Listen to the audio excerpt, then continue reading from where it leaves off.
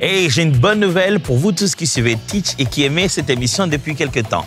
Désormais, Teach a une application. Il y a plein de fonctionnalités qui vont vraiment vous faire du bien pour approfondir votre relation avec le Seigneur et être enseigné comme un véritable disciple de Jésus-Christ. Allez télécharger Teach sur Apple Store ou bien que ce soit sur Google Store ou sur ce QR code et rejoignons-nous là-bas pour grandir ensemble. Alors, let's Teach. Grandissons ensemble.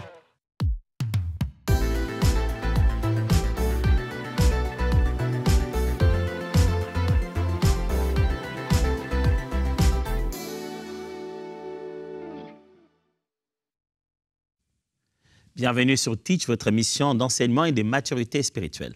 Cette semaine, j'aimerais vous embarquer dans un long voyage autour du sujet très actuel qui est le sujet des relations toxiques. Oui, bien sûr, le mot « relation toxique », vous ne trouverez pas dans la Bible, mais le concept selon lequel la qualité des relations entre les êtres humains peut influencer leur vie psychologique, spirituelle et même physique, soit qu'une personne ou une autre dans cette relation fait pression ou devient dépendante, ça peut complètement changer la vie de l'individu, rendre empoisonner son quotidien au point que cette relation qu'il entretient devient simplement toxique. Et bien ça, il y en a clairement dans la Bible et les exemples en sont légion. Souvenez-vous de la fois où vous vous êtes dit « Je pense que ces gens, ces amis, je ne peux plus rester avec eux. Ma vie n'est plus la même à cause de l'influence que j'ai subie à force de rester avec eux. » Nous allons explorer cela au niveau biblique, psychologique, social, et on va surtout comprendre comment s'en remettre si on a subi cela, et surtout comment réparer si on a été nous-mêmes l'élément toxique de la relation. Alors, let's teach. Grandissons ensemble.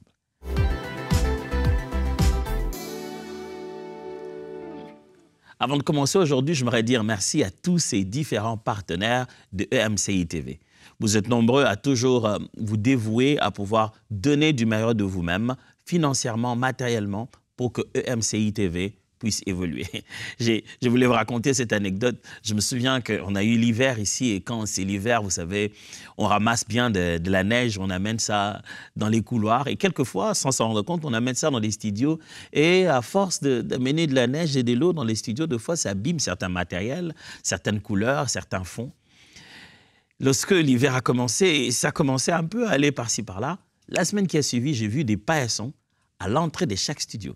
Et avec un petit mot qui dit de bien essuyer ses pieds pour ne pas abîmer à l'intérieur. Je me suis dit, comment on a été rapide, flexible, suffisamment capable de se rendre compte qu'un détail aussi simple du quotidien comme drainer de l'eau, de la neige, pourrait complètement mettre de côté tout le travail qu'on est en train de faire avec autant d'abnégation.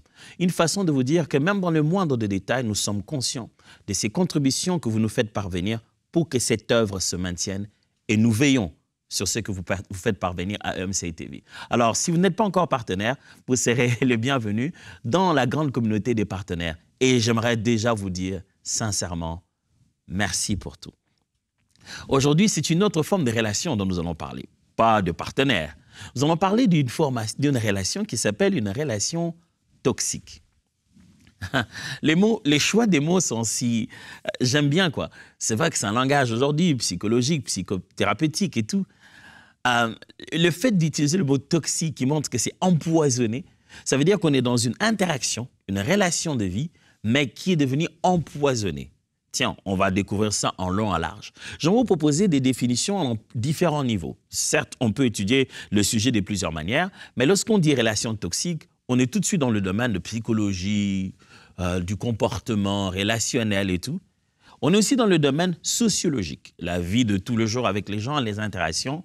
Et n'oubliez pas, nous, on est là pour voir tout ça. Qu'est-ce que ça dit dans la Bible?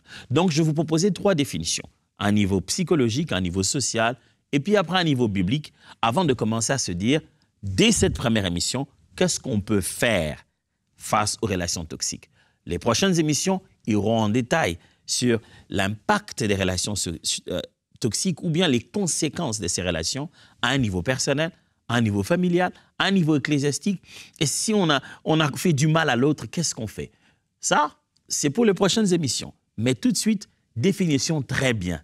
Que veut dire relation toxique? pour qu'on ne puisse pas utiliser les mots abusivement. Vous savez, aujourd'hui, dès qu'on a un mot qui est dit là, par-ci, par-là, sur des réseaux sociaux, tout le monde l'emprunte et commence à l'utiliser à tort et à travers.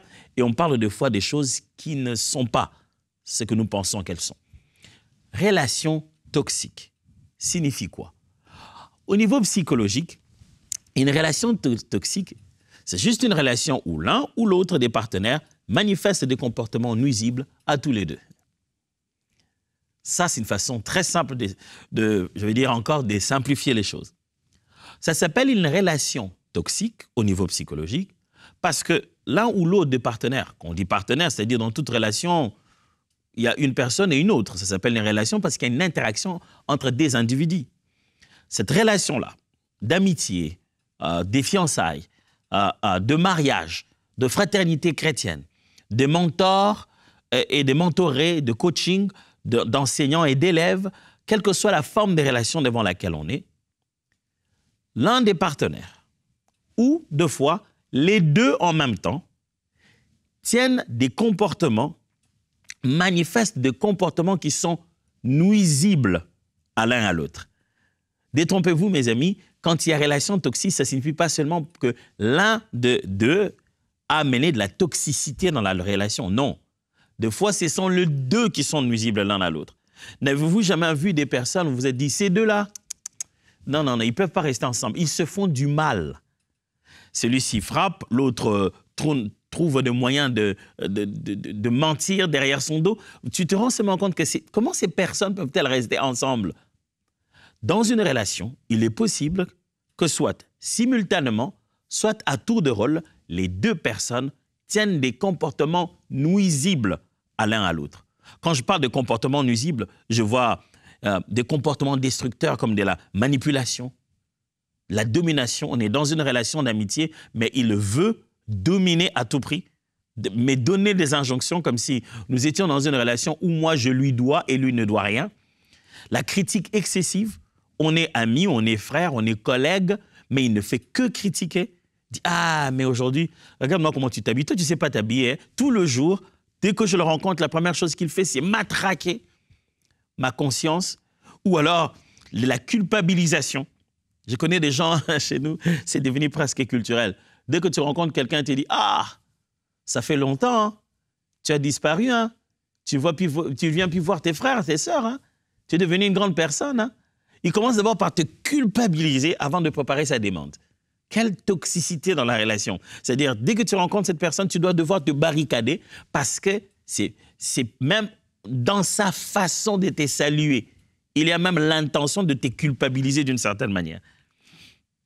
Des fois, il y a l'abus émotionnel. C'est-à-dire qu'il y a trop de demandes émotionnelles. La personne s'accroche, s'attache. Parce qu'en matière des relations toxiques, ce n'est pas seulement une personne qui fait du mal à l'autre, en essayant de dominer, en essayant de culpabiliser. Mais c'est aussi l'autre personne qui s'attache trop fortement par une sorte de dépendance émotionnelle excessive. C'est-à-dire, il t'appelle à tout moment, il t'amène tous ses problèmes. Quand il te voit avec quelqu'un d'autre, il se dit, pourquoi tu veux devenir ami avec lui? Il te pose, tu lui appartiens complètement. Il devient comme, il s'attache à toi, il s'accroche à toi. Ça, c'est aussi toxique. Donc, du point de vue psychologique, je venais de le dire, on est dans une relation où l'un ou l'autre de partenaires, ou même simultanément les deux, ont des comportements qui les nuisent, qui leur font du mal. On a parlé des types de comportements comme la manipulation, la critique excessive, ainsi de suite. Tout cela, ça cause des conséquences quand même, physiques, psychologiques même.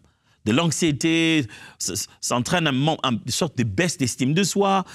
Il y a même des troubles mentaux et des dépendances affectives dus à un comportement ou dû plutôt à une relation toxique. Des fois dans le contexte de mariage, des fois dans les contextes de relations à long terme, quelqu'un subit tellement de la toxicité de la part de l'autre au point que, en sortant de ce mariage, il est directement en asile psychiatrique. Parce qu'on l'a matraqué tout au long de ce mariage-là, qu'on l'a épousée elle, donc on a tous les droits de la vie sur elle, c'est elle qui doit préparer, tout faire. Elle ne sait plus si elle est femme mariée ou esclave, parce qu'on l'a matraquée dans la tête en se disant « tu m'as épousé, donc c'est toi l'homme, tu dois tout prendre soin de moi ». Il se demande à un moment s'il a un robot, une machine. Une relation peut atteindre un degré de toxicité. Je ne parle pas des petites incompréhensions. Je parle d'un schéma psychologique dans lequel l'un ou l'autre des partenaires a pris une position des bourreaux en train de terroriser la victime. Là, on a vu la définition psychologique de ce qu'on appelle ici une relation toxique. Regardons cela du point de vue social, du point de vue des interactions humaines dans la société de tout le jour. Socialement, on dirait, du point de vue sociologique, une relation toxique est celle où une personne exerce une domination ou exploite l'autre. Dans les relations sociales, dans la vie de tout le jour, le besoin d'échanger, de partager les mêmes espaces, de partager les besoins, les intérêts, de se rencontrer, il existe des types de relations où une personne te met complètement à son service sans te le dire. Tu vis à son bénéfice. Il te manipule. Il tient la télécommande de la relation. Quand lui prend le téléphone pour appeler, il a déjà un agenda caché et il t'a appelé pour te faire fonctionner à sa guise. En fait, tu es sa chose. Tu es son instrument de plaisir, son instrument de torture, son instrument de récolte financière. Il a un plan, un projet, il te fait que tu es sa marionnette. Il t'exploite et il domine sur toi. Du point de vue sociologique, donc, c'est un type d'interaction sociale qui est perpétué, un système qui est établi par l'inégalité. On fait un schéma d'inégalité sociale. Des fois, c'est influencé par nos cultures. Hein. On est dans une culture où, non, le grand frère, c'est le grand frère, la grande sœur, c'est la grande sœur, et on exagère ça. Hey, écoutez-moi bien, ne confondez pas. La Bible enseigne cette façon hiérarchique de partager l'autorité familiale. Depuis l'homme et la femme, depuis les parents et les enfants. Les degrés de responsabilité sont différents et donc on a des devoirs différents. On donne respect à qui mérite respect et la Bible l'enseigne. Autant les parents aiment les enfants devraient respecter leurs parents et c'est une loi avec promesse. Mais ce que j'essaie de dire ici, je parle du fait que nos cultures, nos systèmes, de fois même nos églises, nos milieux de vie sociale perpétuent, cautionnent, encouragent par le fait que leurs énoncés sont trop globaux, ça perpétue un schéma de domination qui fait que certaines personnes de position élevée abusent de leur position sur les autres. Au nom d'être grand frère, il humilie quelqu'un qui n'est même pas son frère de sang, mais parce qu'il est plus âgé et qu'ils sont dans la même église, il ose le parler avec un tel degré d'humiliation. Chaque fois qu'il arrive à la chorale, c'est pour humilier les autres. C'est quel genre de relation? Quand il est là, il dit même tout haut à tout le monde. Moi, je n'encourage personne, hein, parce que si on vous encourage, vous allez vous prendre la tête. Moi, c'est quand c'est mal que j'en parle. Oh, ça, c'est une relation tournée vers ce qui est mal. Tu es là pour chercher la petite bête et la grossir jusqu'à ce que je me sente mauvais. Ça, le système social est en train de cautionner une oppression émotionnelle sur d'autres personnes. Cette relation commence à devenir toxique. Et je suis désolé de le dire que les milieux de vie comme la famille, influencés par la culture du peuple, les milieux de vie comme les églises, influencés par des cultures ecclésiastiques, des milieux de vie comme les écoles, les cercles politiques, chaque organisation sociale a tendance à cautionner un système qui fait que très facilement des personnes à des positions élevées ont tendance à opprimer les autres. Là où ça va être choquant, c'est quand vous allez découvrir que dans notre siècle, le pouvoir a changé de côté. Le pouvoir n'est plus à la majorité ni aux aînés. Maintenant, on a créé un système où le pouvoir est entre les mains de la minorité qui autrefois était opprimée. Si avant, c'était les parents qui faisaient tellement de pression, qui étaient agressifs, qui tabassaient les enfants, ça n'a pas disparu, ça continue. Mais on a voté tellement de lois que maintenant, les enfants sont devenus manipulateurs, pleins de pouvoir. Dans mon métier d'enseignant, il n'y a rien qui te traverse les cœurs, qui te fasse mal, comme quand un étudiant ou un élève s'élève dans la salle, fait des bêtises, perturbe la quiétude, et tu n'as aucune menace à lui faire. Il dit, hey, qu'est-ce que tu as à dire? Qu'est-ce que tu as à dire? Ose dire, je vais appeler la police et je vais dire que tu as abusé de moi. Il a maintenant, la minorité qui autrefois était victime s'est transformée en bourreau. Si bien que la toxicité des relations aujourd'hui ne vient plus nécessairement de personnes en position supérieure. Ça vient maintenant de ceux qui savent qu'avant tout jugement, on leur accordera déjà les bénéfices de doute parce qu'ils sont en position de victime. Maintenant, ce sont eux qui font souffrir les autres. Quel que soit qui fait souffrir l'autre, cette relation-là est toxique lorsque l'un a tendance à vouloir dominer et exploiter l'autre. Oh, que des membres d'église exploités par des pasteurs ou de soi-disant prophètes, financièrement, matériellement, et même physiquement. Que des gens, des partisans des partis politiques exploités financièrement. Que de soi-disant fiancés exploités financièrement. Il sait que quand il appelle 2-3 fois, il sait que tu aimes écouter des belles paroles. Oh, ma chérie, mon petit bébé, il parle, tu sais, ces derniers temps, tu me manques. Là, il venait de s'aimer. Parce que d'ici le soir, il va te demander d'emprunter 20 € ou 200 €. Il a quelques courses à faire. Et quand il emprunte, il ne remet jamais. Tu ne te rends même pas compte que tu es entré dans un système où tu es en train de donner des crédits qui ne retournent pas. Un bon matin, il va te dire, je pense qu'on va faire une pause, je ne ressens plus rien. Il ne ressent plus rien depuis que tu lui as dit que tu n'as plus d'argent. Ce n'était pas une relation amoureuse. C'était juste un gigolo qui a trouvé un système pour exploiter tes poches en titillant tes émotions. Je prie Dieu qu'il te sorte des relations toxiques de façon définitive au nom de Jésus. Si on voit les relations toxiques au niveau psychologique, au niveau social, regardons maintenant, retrouvons cela dans la Bible. Selon l'angle de vue biblique, que voudrait dire des relations toxiques? Voilà ce que je vous propose. Selon la Bible, une relation toxique, c'est une relation qui va à l'encontre des principes prônés par Dieu. Vous ne trouverez pas ça comme ça dans un verset biblique. Mais lorsque le concept des relations toxiques questionne la Bible, voici comment la Bible y répondrait. Lorsqu'on est dans un contexte où, dans la relation, une personne exploite l'autre, où les comportements sont nuisibles des uns des autres, des exemples qu'on a pléthore dans la Bible considérait que cette relation est perturbée, elle est empoisonnée. Pourquoi? Parce qu'elle va à l'encontre des principes prônés par Dieu pour l'interaction relationnelle. N'oubliez pas, le Dieu de la Bible est un Dieu de relation. C'est pourquoi il se fait appeler par des noms comme père, époux. Ça, ce sont des noms des relations. Le Dieu de la Bible, c'est le Dieu qui va être en contact avec les gens. S'il y a quelqu'un qui sait comment fonctionnent les relations, eh bien, ce Dieu, non seulement sait comment fonctionnent les relations, mais il est le premier à avoir établi une relation. C'est lui qui nous a créés et qui a commencé à entrer en relation avec nous. Donc, il sait quels sont les principes d'une relation saine.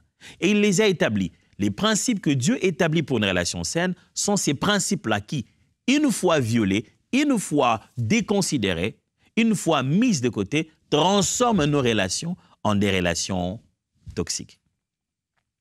Bibliquement, une relation toxique est donc une relation qui s'oppose au principe divin d'amour, de respect, de justice.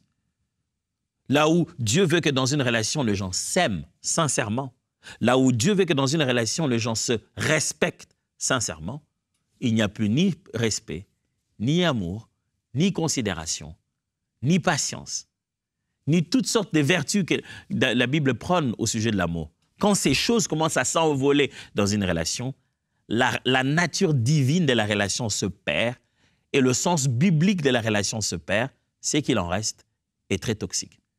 Et alors, très toxique.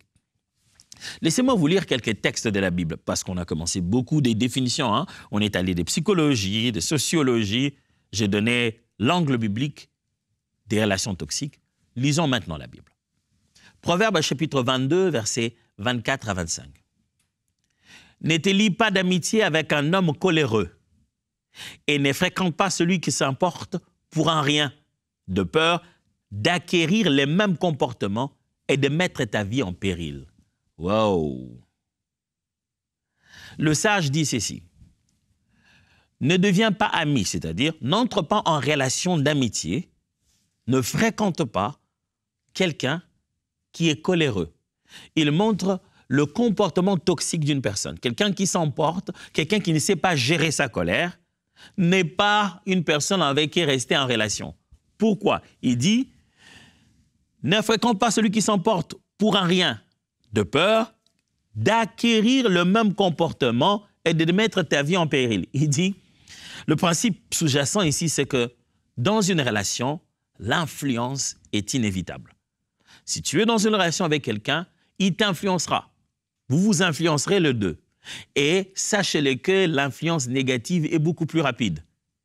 Quelqu'un de coléreux te rendra aussi coléreux. Tu deviendras aussi colérique. Tu vas t'emporter pour un rien parce que ça va devenir votre culture, pardonnez-moi. Ça deviendra votre façon de vivre. Vous aimez vous emporter. Vous préparez même vous avez même votre projet de comment vous allez vous énerver. Regardez ceci, 2 Timothée chapitre 3, versets 1 à 5. Sachez que dans la période finale de l'histoire des temps, les temps seront difficiles. Les hommes seront égoïstes, avides d'argent, vantards et prétentieux. Ils parleront de Dieu d'une manière injurieuse et n'auront pas d'égard pour leurs parents. Ils seront ingrats, dépourvus de respect pour ce qui est sacré, sans cœur, sans pitié, calomniateurs, incapables de se maîtriser, cruels, ennemis du bien, emportés par leur passion et enflés d'orgueil. Ils seront prêts à toutes les trahisons. Ils aimeront le plaisir plutôt que Dieu. Certes, ils resteront attachés aux pratiques extérieures de la religion, mais en réalité, ils ne voudront rien savoir de ce qui en fait la force. Détourne-toi de ces gens-là. Paul fait un tableau du comportement des êtres humains dans les derniers jours, chose que nous sommes en train de vivre. Et dit, ne sois pas en relation avec eux. Ces gens-là sont toxiques. Dans les derniers jours, le monde va devenir de plus en plus toxique.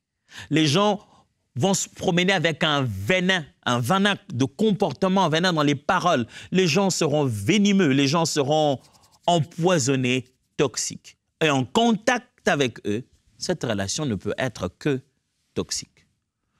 Alors aujourd'hui, je me suis dit, ne nous limitons pas qu'aux définitions, proposons au moins certaines choses, tout de suite, qui pourraient vous aider, en vous intéressant à ce sujet dès à présent, de commencer à trouver des relations.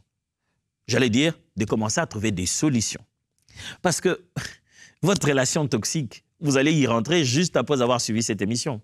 Ah oui, vous allez l'appeler ou bien il va vous appeler. Mais qu'allez-vous faire? Comment s'en sortir?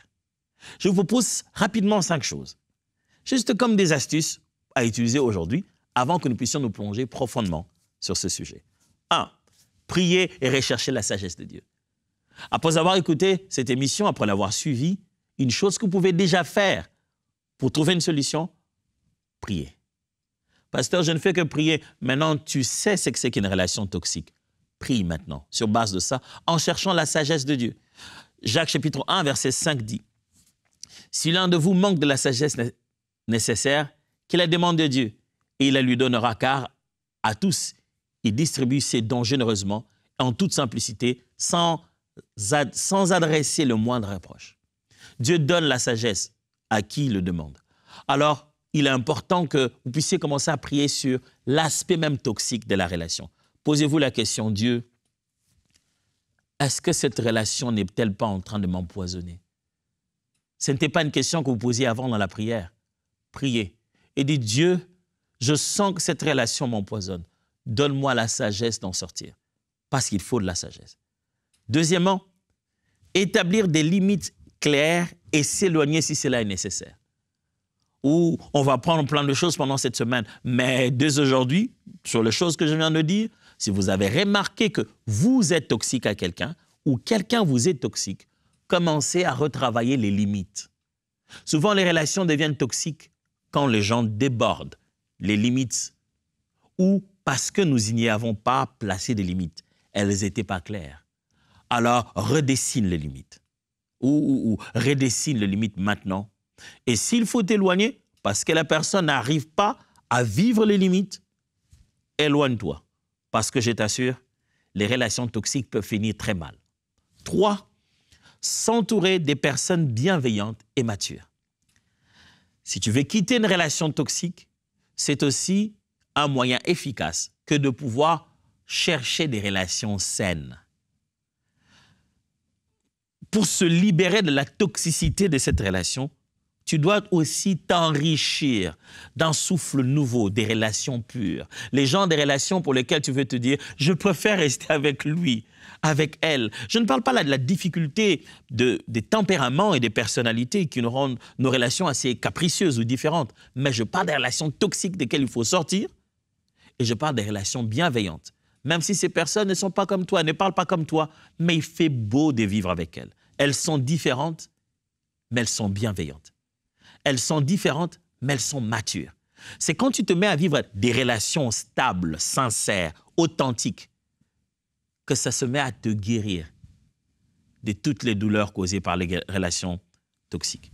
Proverbe 11, 14 dit « Quand la prudence fait défaut, le peuple tombe, et les saluts est dans le grand nombre de conseillers. » Voyez, tu t'entoures des bonnes personnes matures capables de te donner les bons conseils dans la vie.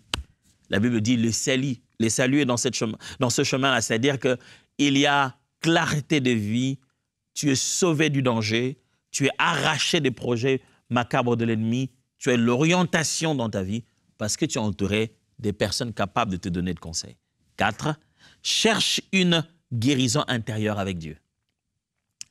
Si tu te rends compte que tu as vécu ou tu es en train de vivre une relation toxique, je t'en supplie, cherche une guérison avec Dieu.